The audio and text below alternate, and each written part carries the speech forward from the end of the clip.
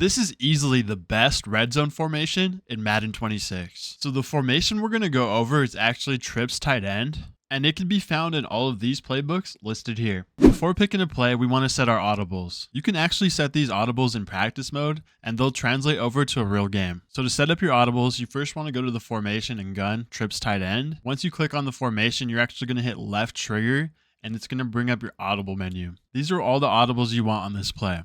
Now, once your audibles are set, you actually want to come out in a play that's not in your audibles.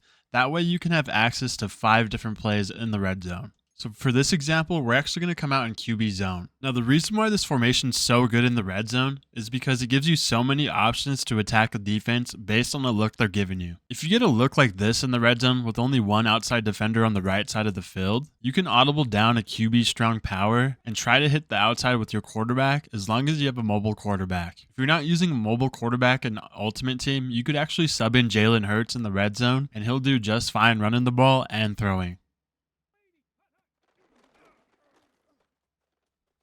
If the defense is really stacking the box against you like this, trying to stop the run, you can simply audible down to the RPO bubble, and this is a really good option, especially if there's no one hovering over your main read.